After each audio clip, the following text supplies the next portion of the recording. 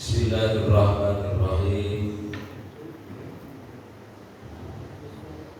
Assalamualaikum warahmatullahi wabarakatuh.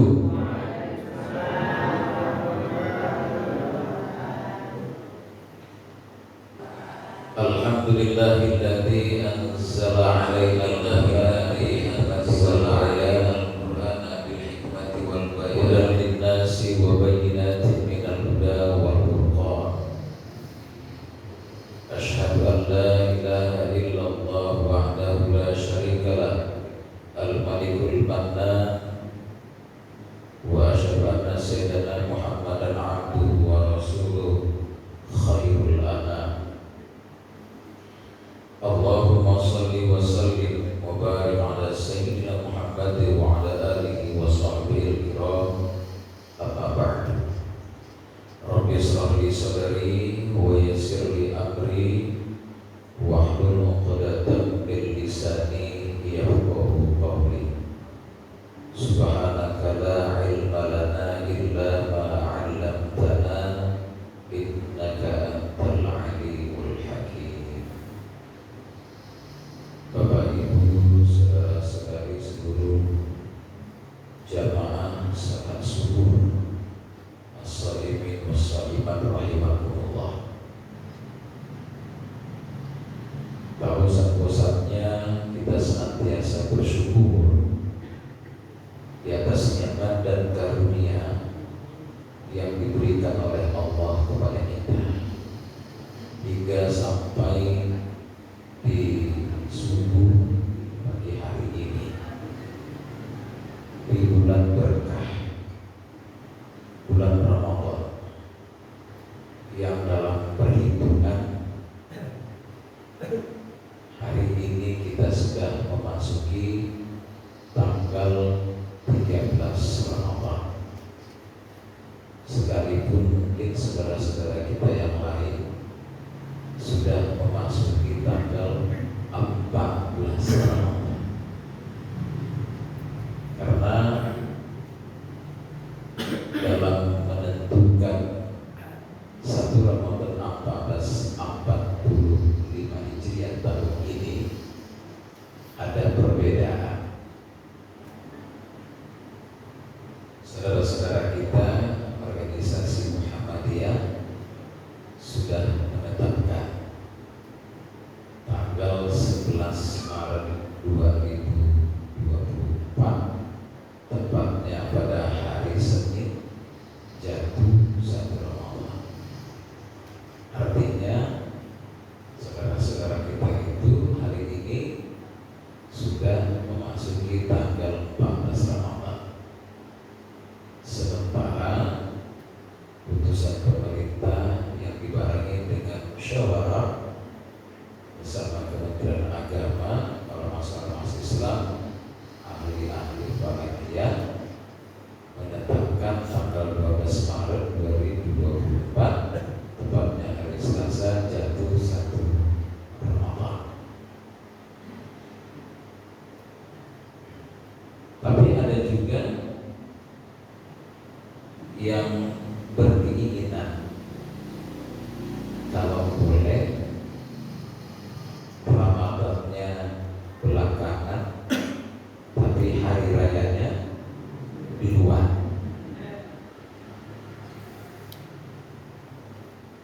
Ramadannya ikut NU, hari rayanya ikut Muhammadiyah. Boleh nggak Bu? Boleh nggak? Bagaimana Pak? Boleh? Ya nggak boleh lah. Harus istiqomah dengan pendapat yang mana dipakai. Ya kalau yang hari Senin tanggal 11 1 Ramadan ya ikut Muhammadiyah. Kalau tanggal 12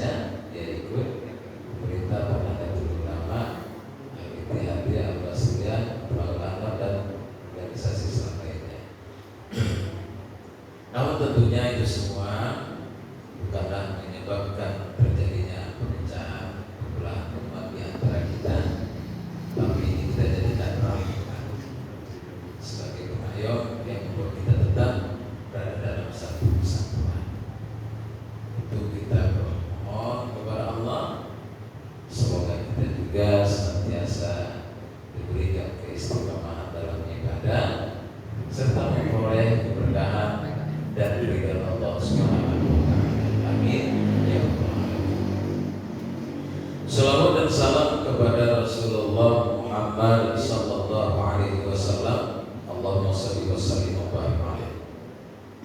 Mudah-mudahan kita semua tergolong sebagai umatnya yang telah memperoleh syafaat di yaumil akhir nanti. Amin. Ya rabbal alamin. Bapak Ibu jemaah yang dirahmati Allah, dalam sebuah hadis yang bersumber dari Abu Hurairah, Rasulullah Shallallahu Alaihi Wasallam pernah ditanya. Su'ila Rasulullah Shallallahu Alaihi Wasallam an aktsari ma yudkhilun nasal jannah. Qala taqwallah wa husnul khuluq. Rasulullah pernah ditanya, apa yang menyebabkan banyaknya manusia masuk ke surga? Jawab Rasulullah, bertakwa kepada Allah dan berbuat baik kepada sesama manusia.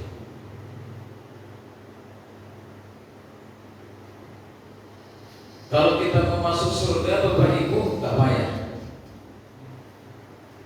Pertama, bertakwalah kepada Allah. Yang kedua, berbuat baiklah kepada sesama manusia. Nah, ini memang konsep yang selalu diajarkan kepada kita dan dicontohkan oleh Rasulullah. Dua hal yang harus kita lakukan dalam interaksi kita di kehidupan dunia yang fana ini cuma dua. Dan bahasa Al-Quran disebutkan, pertama hablum minallah, yang kedua hablum minannas. Kita jaga, kita pelihara hubungan yang baik dengan Allah. Kita jaga, kita pelihara hubungan yang baik dengan manusia. Bagaimana kita menjaga hubungan yang baik dengan Allah? Tidak lain kita mentaati Allah. Takwa. Takwa ini banyak juga yang memberikan pengertian dengan bentuk dari kepanjangan.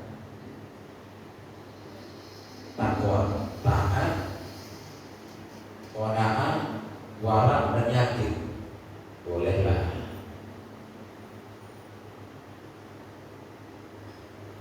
Di dalam tafsir Al-Jalalain disebutkan bahwa takwa adalah imtithalu awamirillah wa ijtinabu nawahi. Apa itu takwa? Menjunjung perintah Allah dan meninggalkan larangannya. Menjunjung perintah Allah itu artinya segala perintah Allah ditunaikan dan meninggalkan larangan artinya bahwa apa-apa yang dilarang oleh Allah tinggalkan. Perintah, kalau kita lihat di dalam pembelajaran usul fikih, itu disebut dengan amar. Bahasa amar ini kita selalu dengar dengan amar ma'ruf nahi munkar, menyuruh yang baik, melarang yang buruk.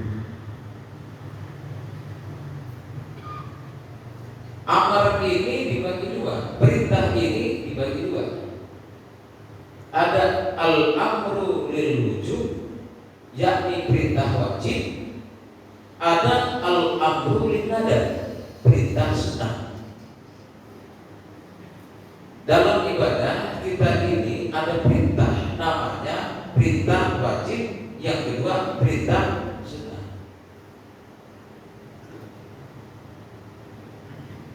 Yang kedua ada namanya an-nahyu.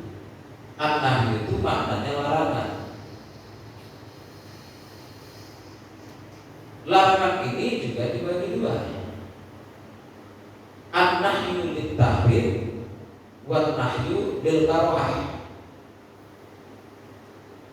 Ada larangan haram, ada larangan makruh. Jadi dua. Perintah dua, larangan dua. Perintah wajib dan sunnah, larangan haram dan makruh. Kalau definisinya mungkin sudah samalah kita memahaminya. Kalau yang namanya wajib dikerjakan berpahala, ditinggalkan berdosa. Kalau sunnah dikerjakan berpahala, ditinggalkan tidak apa-apa. Kalau larangan dikerjakan, kalau yang haram dikerjakan berdosa, ditinggalkan berpahala. Kalau makruh dikerjakan tak apa-apa, ditinggalkan berpahala. Nah, itu kan definisi kalau kita lihat tentang wajib, haram, kemudian wajib, sunnah, haram, makruh. Kalau yang mubah itu sama maknanya halal, boleh. Itulah hukum-hukum syariat.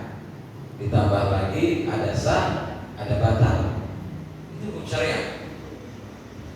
Nah, Bapak Ibu juga rahimakumullah, bagaimana upaya kita menjaga hubungan yang baik dengan Allah?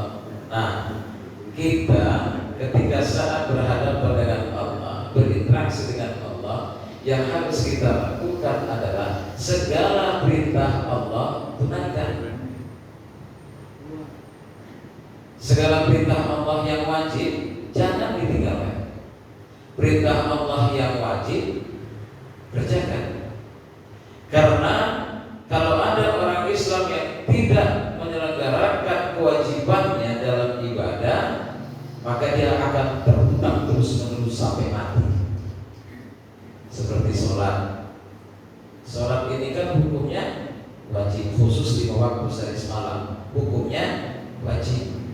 Mulai dari subuh, zuhur, asar, maghrib, isya, hukum sholat itu wajib. Dikerjakan berpahala, ditinggalkan berdosa. Ketika kita mengerjakannya punya dampak positif, ada nilai kebaikan buat diri kita. Tapi ketika ditinggalkan ada dampak negatif, sesuatu yang mengakibatkan kita tercela. Dan ketika seorang meninggalkan sholat yang 5 waktu itu, berarti dia terus menanggung hutangnya di hadapan Allah. Itulah dia. Jadi sebenarnya kepada ibu, sholat 5 waktu disebut dengan sholat yang wajib itu adalah merupakan hal mutlak untuk kita buat, memenuhi hutang kita di hadapan Allah. Bukan gak banyak hutang kita sama Allah, Bapak Ibu. Wujud syukur kita kepada Allah salah satunya dengan melaksanakan kewajiban itu. Dari semenjak kita bangun dari tidur, ada orang yang tidur gak bangun-bangun lagi. Ada gak? Ada. Lantas begitu bangun tapi gak bangkit, bukan karena tidak bangkit itu karena tidak bisa, memang tidak bangkit. Ada orang bangun tapi gak bangkit. Tapi kalau bangun tak bangkit, ada bangun tapi tak bangkit. Kan banyak sekarang ini penyakit stroke tiba-tiba datang. Stroke ini sekarang nggak lagi dibahas mengenai orang-orang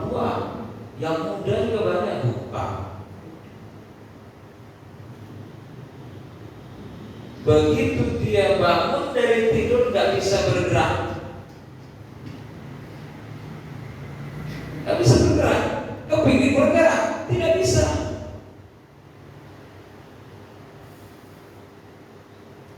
Ada teman saya, Ustaz juga, inisialnya dirahasiakan. Begitu ceritanya begini, satu ketika di kantor di siang hari beliau ada persoalan dengan pimpinan, sehingga terbawa hingga dia pulang sampai malam tidur.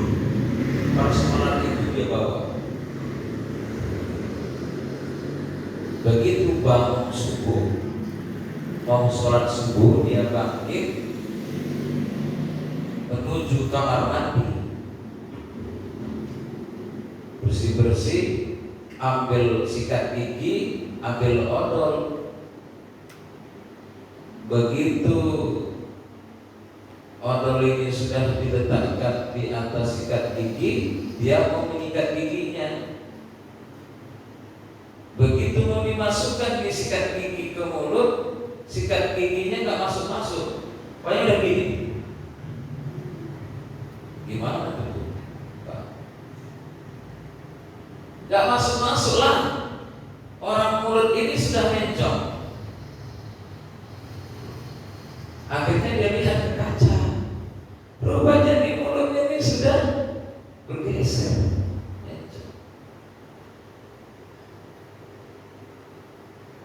Sepertinya alhamdulillah memang sekarang bagus. Spontanitas. Saya tanya langsung sama beliau, sepertinya masih penting bisa bangkit dari tempat tidur. Tapi kalau tidak bisa bangkit dari tempat tidur, terkadang orang Bapak Ibu itu sehat dia lupa untuk ibadah. Tapi pada saat sakit banyak kita lihat baru berkeinginan untuk beribadah, sedih gak bisa beribadah, menangis berminyak air mata. Kan banyak Bu orang yang stroke. Bukan saya katakan stroke gara-gara kamu beribadah, tidak. Kadang orang lagi sehat gak mau memanfaatkan hidup untuk ibadah. Udah begini, tangan begini Bu, ya kan? Duduk lagi kursi roda, nengok orang ke masjid bisa berjalan. Kalau selama ini nggak digunakan dan memanfaatkan kesehatan untuk ibadah, muncul penyesalan. Betapa banyak nikmat yang diberikan oleh Allah kepada kita. Kalau makanya di dalam Al-Quran itu baik ta'uddu ni'matallah la tuhsuha. Kalau kita hitung nikmat Allah itu kita nggak bisa hitungnya. Belum lagi nafas kita ini, tuh lihat di rumah sakit orang kalau udah cengap-cengap bantu oksigen, pakai tabung oksigen, berapa harganya satu tabung? Tiap hari kita oksigen kita nggak perlu bawa pakai ransel, nggak bayar, nggak keluar dana kita, tapi itu diberikan oleh Allah kepada kita. Banyak orang lupa. Belum lagi nikmat mata, telinga, hidung, mulut, pikiran, akal kita, tangan, kaki, badan, tubuh kita semua. Nggak ternilai nikmat Allah. Kalau hanya melaksanakan sholat yang 5 kali sehari semalam itu pun tidak bisa dibuat, alangkah naifnya manusia ini.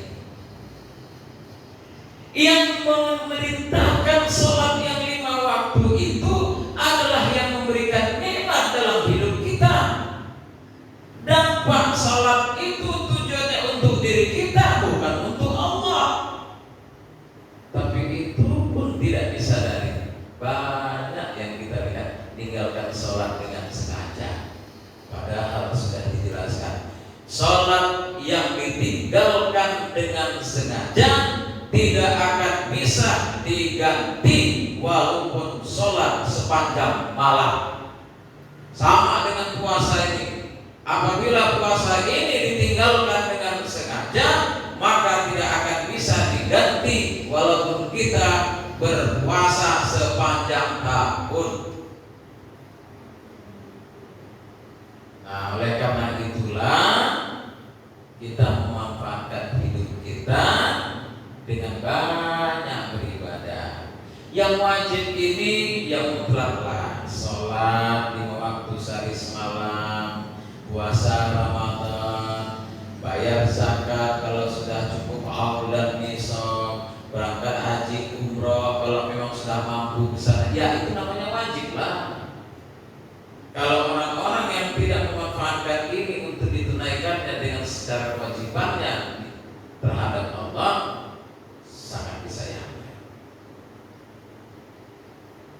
Nah, setelah menjalankan dan menegakkan ibadah wajib, tidak cukup ternyata Bapak Ibu.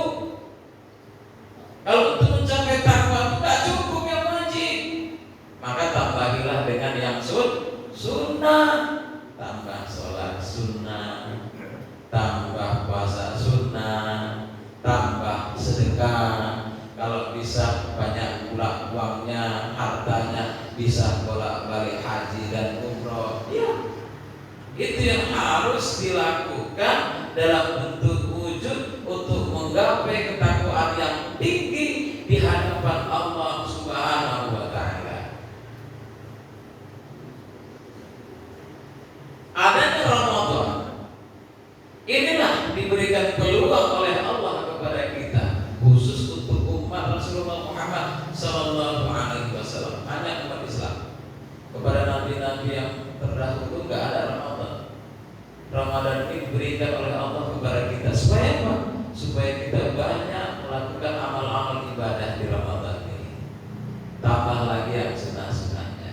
Bu, Pak, kalau kita lihat di dalam satu hadis yang membicarakan tentang persoalan amal ibadah sholat, kan sudah disebutkan mula pertama nanti yang akan dihisab pada hari kiamat itu adalah sholat. Ya.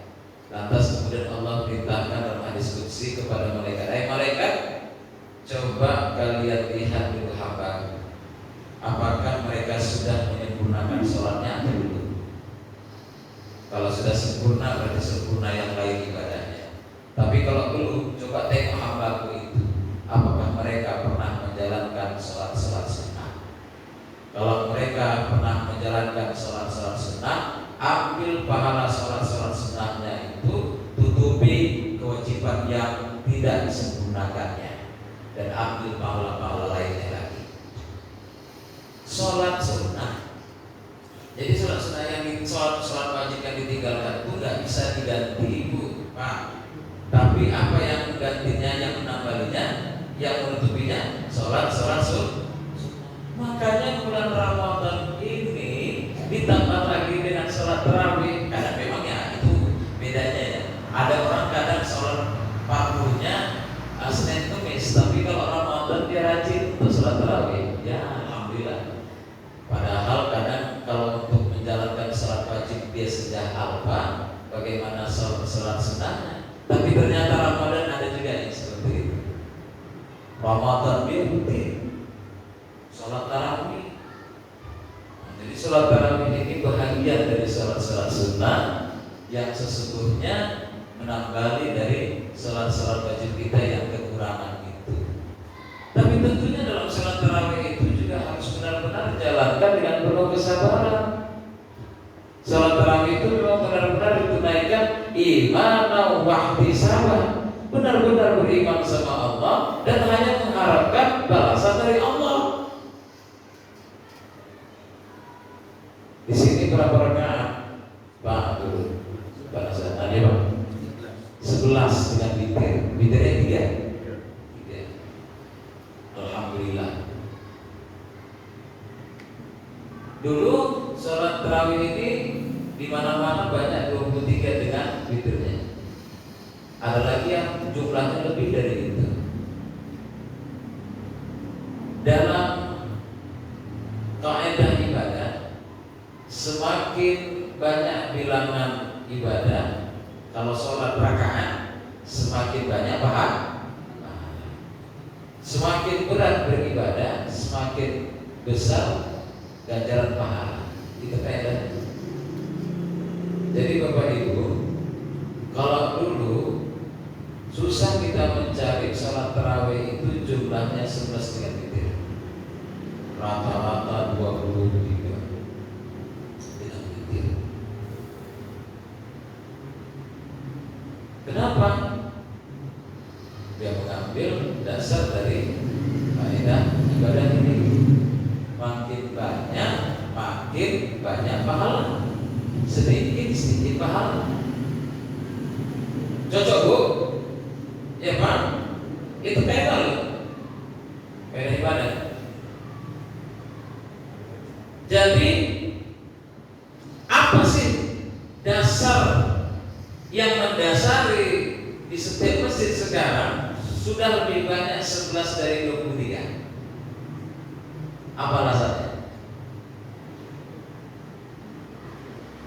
Apa alasannya Bu? Kenapa sekarang lebih banyak lagi yang 11 daripada 23? Alasannya capek, ngantuk. Iya, capek, ngantuk. Tapi dulu gak ada rasa seperti itu loh.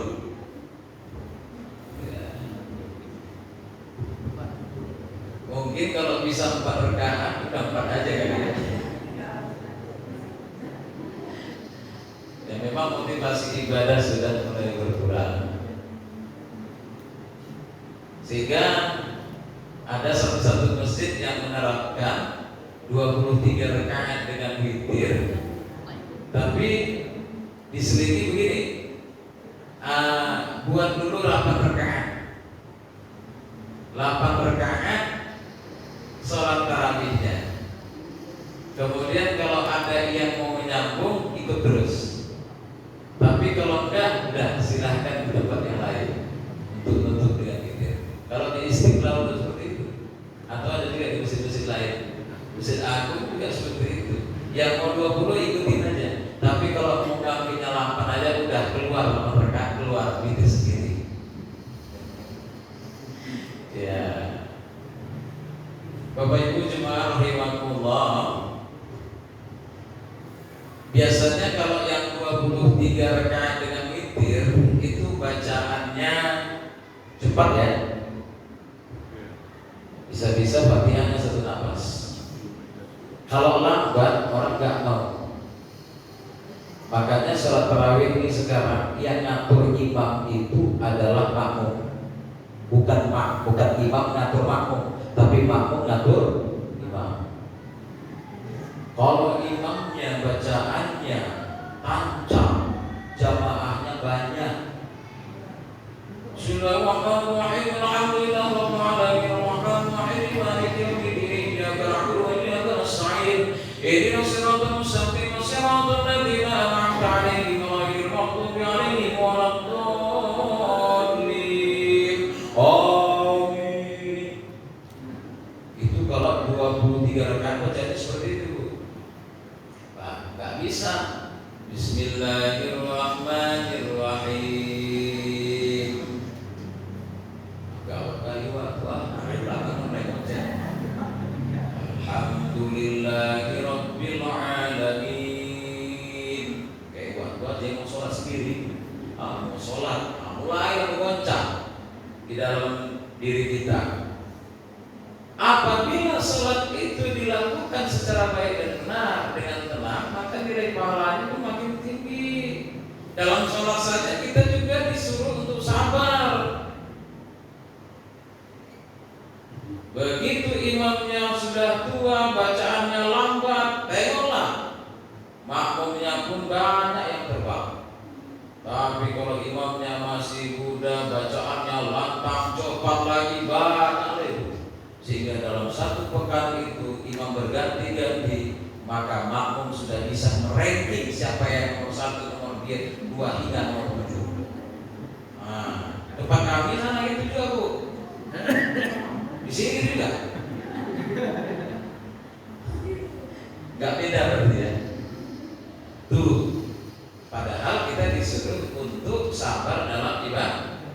mau siapapun imamnya, kalau kita ikuti di Mekah, satu malam 1 juz lagi.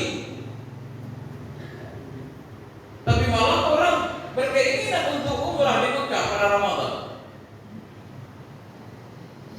Di tempat kita jangan harap 1 juz 1 malam. Kalau bisa suratnya pun yang pendek-pendek aja. Kalau bisa lagi nih, yang 20 rakaat tarawih itu biasanya di rakaat yang kedua al-ikhlas kan? Dari al-haq mutakasir. Yang keduanya al-ikhlas. Al-haq mutakasir, qul huwallahu ahad, wal 'asri, qul huwallahu ahad, wailul, qul huwallahu ahad. Begitu seterusnya. Itu pun payah. Kalau bisa udah qul huwallahu ahad semuanya gitu. Mulai dari rakaat pertama qul huwallahu ahad terus. Nah, ibadah walaupun yang sunnah tapi ditunaikan dan dijalankan baik dan benar, itulah yang dipandang oleh Allah. Tidakkah kalau dalam hadis disebutkan maqama Ramadana imanan wa ihtisaban ghufira lahu ma taqaddama min dhanbihi.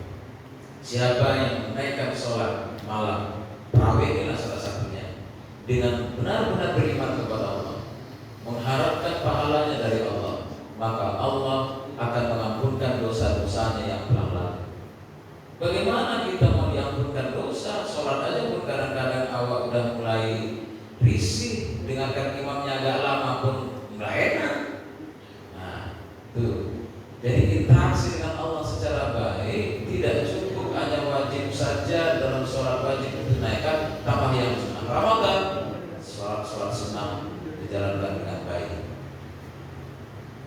Tambah lagi dengan sedekah-sedekah di Ramadannya. Banyakkan lagi dengan baca Quran, zikir, salawatannya.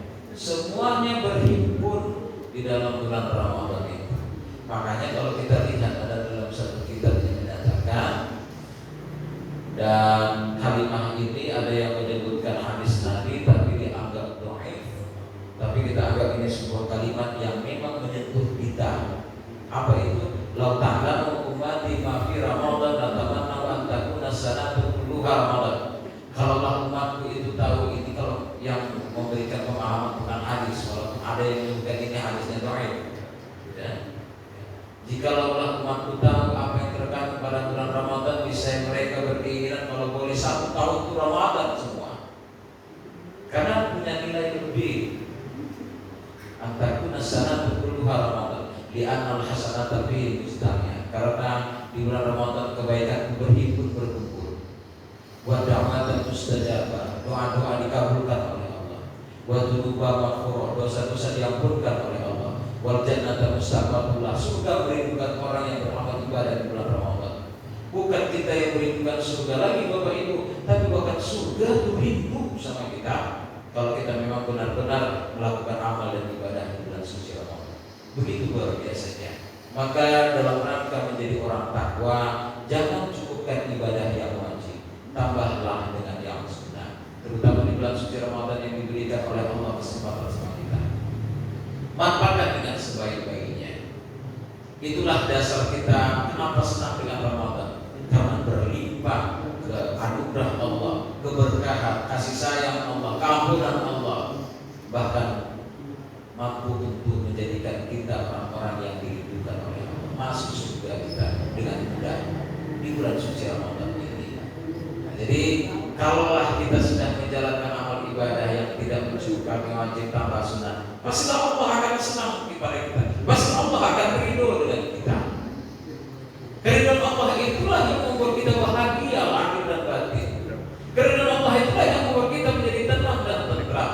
Dan bahkan kalau dilihat pakar-pakar medis juga menyebutkan ada keterkaitan penyakit-penyakit yang diderita oleh manusia ini terhadap dirinya, yakni hatinya, ketika dia memiliki Tuhan, ketika dia memiliki Allah, ketika dia memegang Allah, maka hati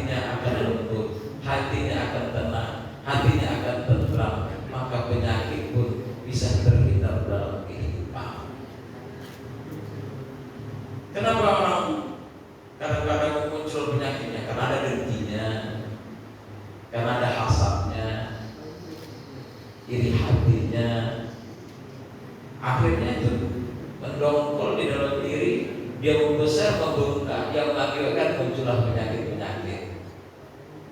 Makanya ada istilah kita, penyakit di masyarakat S4, susah melihat orang senang, senang melihat orang itu penyakit di masyarakat. Tapi kita tidak inginkan itu. Kita pulangkan sama Allah, senang melihat saudara kita bahagia, dan kita bahagia melihat saudara kita yang berhasil, sukses. Bapak Ibu cuma rahimahullah. Tuh, pertama. Yang kedua adalah melakukan hubungan yang baik kepada sesama manusia. Saya selalu menyebutkan bahwa kebaikan itu adalah keberuntungan. Kebaikan itu adalah merupakan kemuliaan bagi setiap orang yang melakukan kebaikan. Pasti beruntung, pasti mulia. Tidak akan pernah rugi orang yang melakukan kebaikan. Hanya saja kadang ada orang yang sudah tidak bantu, dia lupa dengan kita. Itu boleh jadi malah satu kawan itu, kenapa sombong kali, dulu sebelum sukses pinjam duit sama aku, udah berhasil, udah punya kereta, punya mobil, jumpa di jalan, udah enggak benci kali aku nengoknya, nyesal aku nolong dia. Itu padahal tidaklah ada penyesalan dalam berbuat baik. Allah Maha, Allah tidak begitu. Allah tidak lupa apa yang dilakukan oleh hamba-hambanya. Pasti ada balasan yang baik. Setiap kebaikan dibalas dengan kebaikan, tapi setiap keburukan hasilnya juga akan mendapatkan keburukan. Kalau kita sudah melakukan kebaikan kepada sesama manusia, maka pastilah kita akan disenangi oleh manusia yang ada di sekitar kita. Tidakkah enak hidup ini kalau orang senang dengan kita, Allah ridho dengan kita, maka hidup kita bahagia lahir batin, dunia dan akhirat. Maka kalau kita ingin masuk surga, jaga ketakwaan kita kepada Allah, jaga kebaikan kita kepada sesama manusia. Bapak Ibu rahimahullah, tidak hanya rupanya banyaknya yang menyebabkan orang masuk surga dengan takwa dan kebaikan kepada manusia, tapi banyak juga orang yang masuk neraka. Sebab apa? Ada dua anggota tubuh yang menyebabkan banyak manusia masuk ke dalam neraka. Apa itu? Mulut yang pertama, maaf, yang kedua adalah kemaluan. Yang menyebabkan banyak orang masuk neraka, mulut dan kemaluan. Mulut ini sumber malapetaka, Bapak Ibu. Mulut ini satu bahagian anggota tubuh yang di dalam sebenarnya adalah lidah. Lidah ini ibaratnya senjata tajam. Bahkan ada yang menyebutkan mulutmu adalah harimau.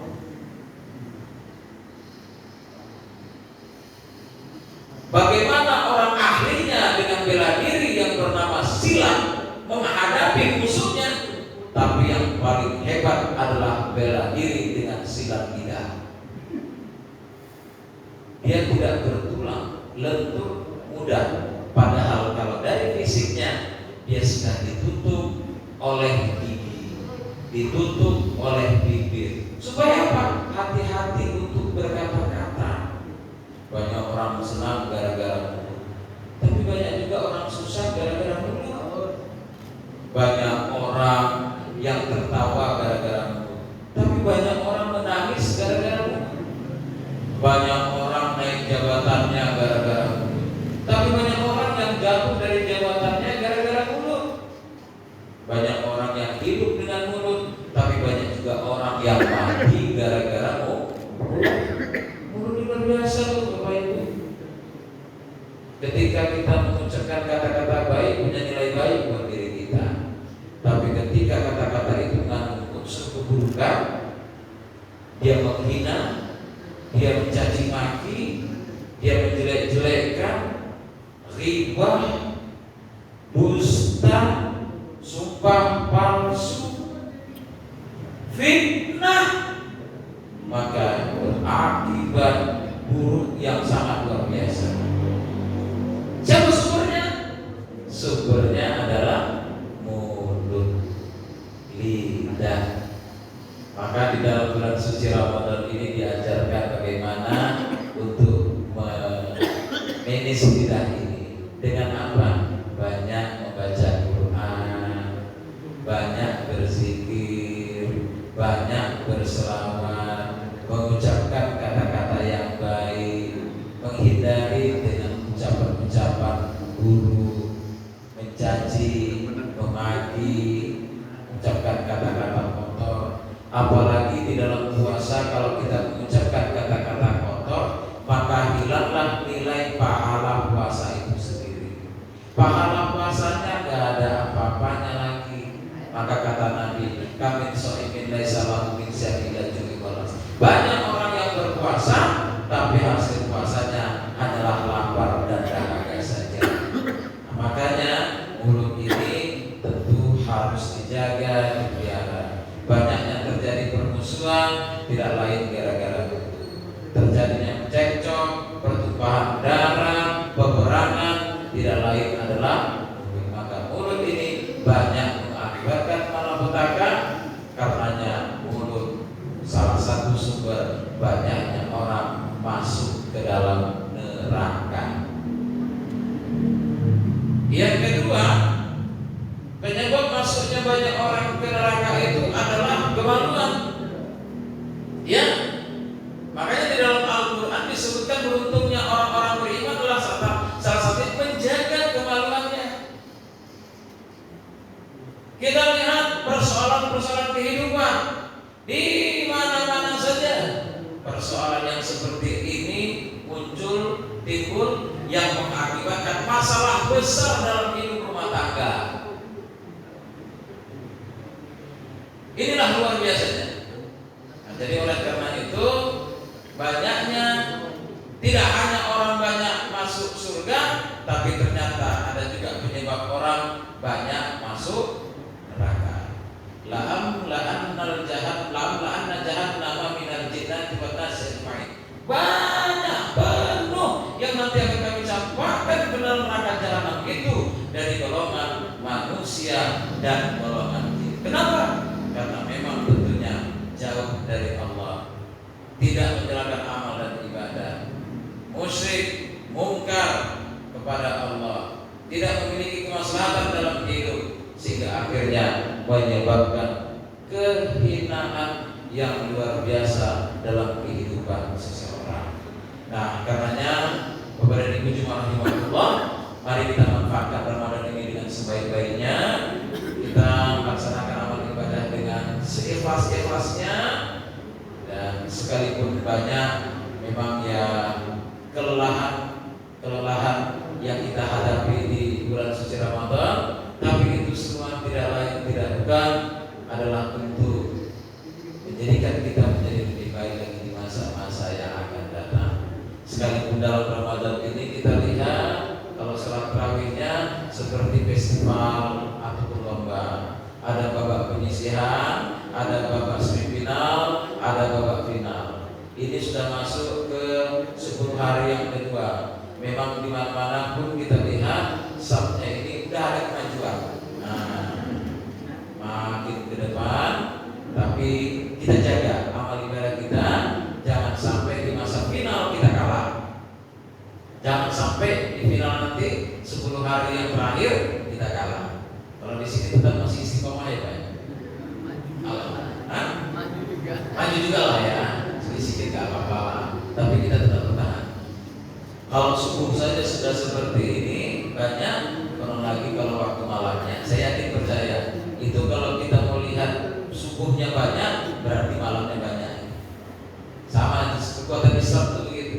Kalau orang Islam itu banyak yang melaksanakan sholat subuh, itu ada orang Barat itu yang orang filsafat Barat yang menyatakan kalau Kita kalau mau melihat kekuatan umat Islam itu, lihatlah berapa banyak orang yang melaksanakan sholat subuh di masjidnya. Kalau banyak berarti kuatlah Islam di situ. Tapi kalau sedikit berarti lemahlah Islam yang ada di situ. Ini contohnya kita banyak, alhamdulillah. Bukan karena Ramadan, biasanya kita juga tiap bulan mengaji, alhamdulillah banyak. Jadi masih kuat Islamnya. Alhamdulillah. Baik Bapak Ibu, ini saja mungkin yang dapat disampaikan. Mudah-mudahan Ramadan mampu menjadikan kita menjadi orang takwa, jadikan kita menjadi orang yang terbaik di antara orang yang baik, dan segala amal ibadah kita baik yang wajib maupun sunnah diterima oleh Allah SWT, dan Allah masih memberikan kesempatan kepada kita untuk melaksanakan dan mengamalkan ibadah-ibadah bulan suci Ramadan hingga sampai akhir Ramadan nanti. Amin ya rabbal alamin. Terima kasih. Kurang lebih mohon maaf. Bila itu wal hidayah wal a'fu minkum wallahu muwaffiq ila aqwamit thoriq. Wassalamualaikum warahmatullahi wabarakatuh.